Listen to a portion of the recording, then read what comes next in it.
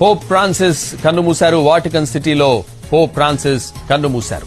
Easter మరుసటి రోజే Pope Francis కన్నుమూశారు.